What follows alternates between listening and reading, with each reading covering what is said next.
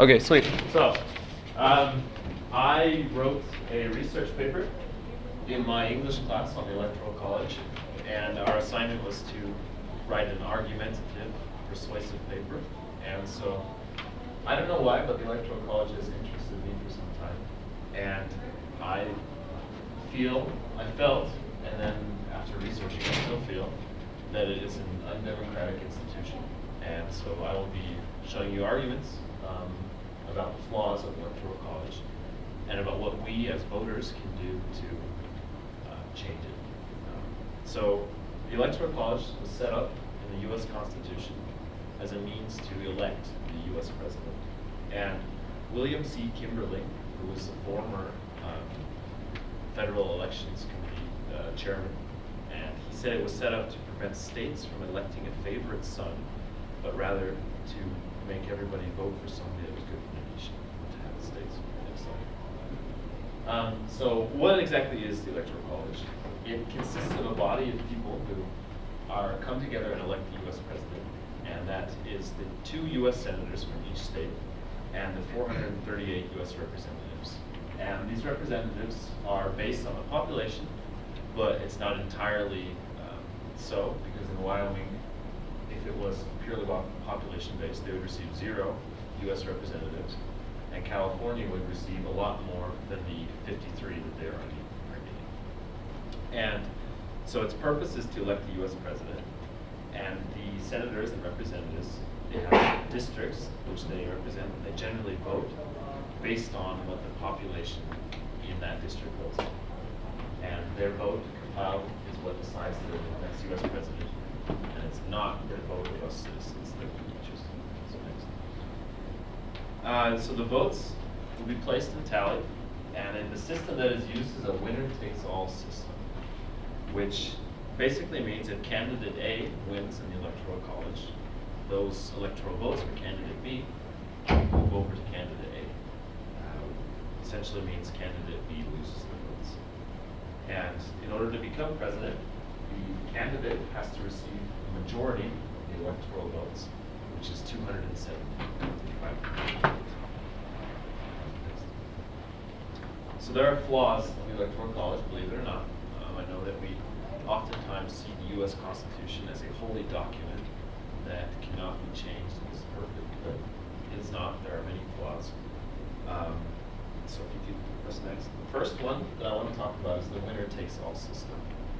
This is flawed because it essentially takes away the votes from voters. An example, just to illustrate, let's say California, which has 55 electoral votes, and candidate A gets 25, and we'll just say there's only 2 candidates going for trying to be elected, and that each of the representatives votes according to their district, just for simplicity. Nobody's trying to make a statement and go against what is happening in the state. So candidate A gets 25 votes. Candidate B gets the remaining 30. Candidate B has the most in California. Therefore, candidate B receives all 55 of the votes from California, which means essentially all of those people who are being represented by the 25 votes lose their vote, and they basically voted for candidate B, even though that was not their decision. So this basically means that, yeah, we lose our vote in the Electoral College. Next. This is it's a bit of an older map, but it shows all of the states in the United States and their electoral votes, or how many they receive. So you see Wyoming, blue 3, and California 55, and 5, and so on. And generally, states that are red go Republican, and the states that are blue go Democratic, and the yellow ones were old swing states. But this map is old, and the swing states for this last election actually changed. So New Mexico was not one, but Nevada was one, Montana was not one, and there were some changes over here in the east as well. Next slide. So another flaw of the Electoral College is that campaigning becomes limited to a select number of states. And to understand this, you have to understand what a swing state is. And that is a state where the votes are liable to go one way or the other. that it's not traditionally red or blue. So like Wyoming, the odds of Wyoming going Democratic are quite low, and so it's seen traditionally as a Republican state. And what actually happens then is that the presidential candidates do not campaign in these states that are non-swing states. So the presidential candidates in 2012 election each gave 28 speeches leading up to this election in 2012. President Obama gave 14 speeches in Washington, D.C., 9 in swing states, and 5 in other states. Candidate Romney gave 4 speeches in Washington, D.C., 16 speeches in swing states, and only 8 in other states. This shows very clearly where their emphasis is and to whom they're campaigning. That these people are in swing states are the ones that they're trying to show. And also, money is it's very clear when you look at where the money is spent to whom they are campaigning. So if you can click on the link.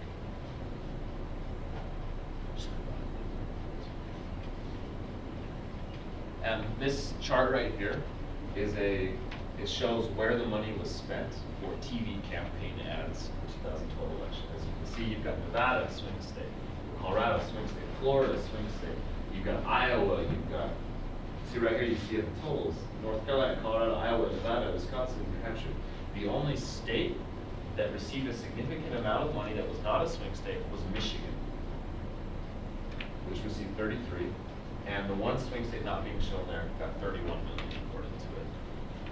So as you can see, Utah, put the mouse over Utah. Nothing. Put the mouse over Colorado. I like how they just based off that go ahead. Denver, Wyoming. So this is part of the districts. It goes to the TV districts. It goes to the but 59 million was spent in the Denver, Colorado area on 55,613 ads. And go look at Florida. There's a lot of districts in Florida. Right there, 48 million. Oops, another one. Florida, 45 million. The total was $173 million was spent in Florida on TV campaign ads. 0 was spent in Utah. Do you think that the presidential candidates are campaigning to the entire U.S., or do you think they're campaigning to the places where they can actually receive the vote? You click back on the president. Next. And then just go over those. Press next. Just allow it, I guess. Next again. Okay, then just take you back to this map just to look at it again, just to think about it a little bit. These are the states that see very little attention from the presidential candidates. That the Electoral College causes the presidential candidates to ignore most of the nation, but to concentrate on maybe 10 states. Okay, next. The Electoral College also decreases voter turnout and voter enthusiasm. As you can see, the swing states have recorded 64.2% voter turnout, and non-swing states recorded 56.8%, which is a difference of 7.4%. That I personally, as a voter, I feel this as well. I feel the cynicism. Why should I go vote? My state is already going one direction. And those in the swing states, as you can see by the statistics, they feel more inclined to go vote because their vote counts. They may actually change something. I interviewed a student at BYU who used to live in Iowa, which is the very first state to have the caucuses where the presidents debate. And he says that during election time, it's crazy there. There's so many ads everywhere. You cannot go anywhere and escape the ads. And then he moved to Utah, and he saw almost nothing. So exactly what he said. In Utah, people are a lot more cynical about it, so about voting. Just like my vote doesn't really count for anything, where in Iowa, it just seemed a lot more real. It was neck and neck a lot of the time, too. Like Iowa could go either way, end quote. I don't know about all of you, but I have felt this cynicism towards voting, living in Utah, and you in Wyoming have probably also felt, well, why should I? My vote is going towards the Republican candidate. Next slide. But we can talk about something all day long till our faces go blue, and that doesn't change anything. We get a little bit of feelings that were vented, then we wait until the next election and start venting again. Or we can actually do something. One thing that could be done with Electoral College is it could be replaced with a direct popular vote, where all of our votes are one vote, where we're not being represented by the Electoral College. And this would restore the vote to the people, increase voter turnout, decrease voter cynicism, and encourage the candidates to campaign all over the U.S. instead of just in a few states. It would eliminate discrepancies between the Electoral College and the popular vote. There are 3 times in history where the Electoral College elected a president that did not win the popular vote of the United States. The most recent was in 2000, where President Bush and Al Gore were campaigning against one another. President Bush lost the popular vote, but won the Electoral College because of campaigning in certain swing states. And also in 1876 and 1888, there was also elections where the people who won did not win the popular vote of the nation. Next one. A movement that is beginning to go through America is actually called the National Popular Vote Plan. It's based in California, and it's actually set up to bypass the Electoral College rather than eliminate it.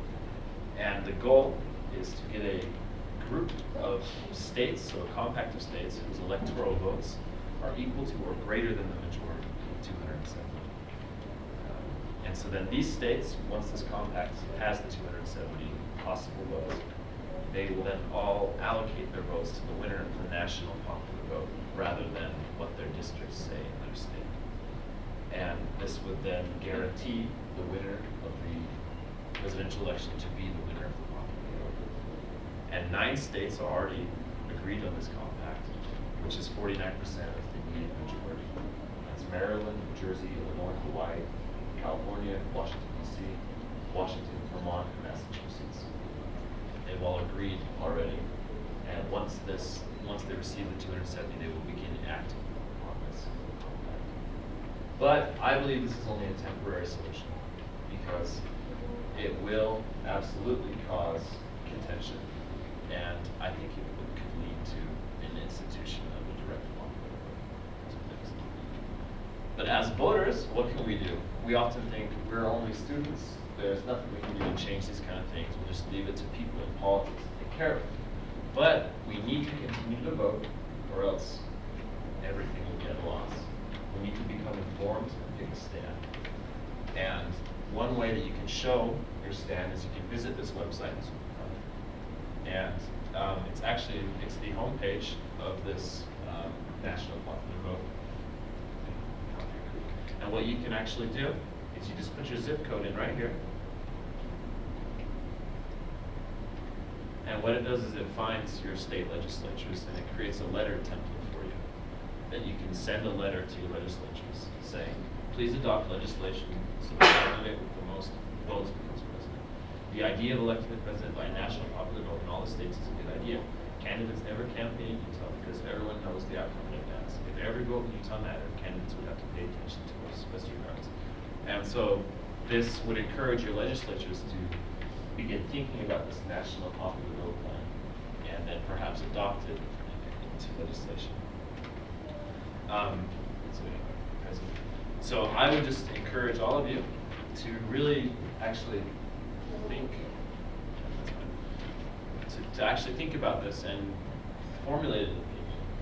I have a handout that I want to give you all with this website on it, and then you can read up a little bit more about what it is about, and you can go on there and if you feel so inclined.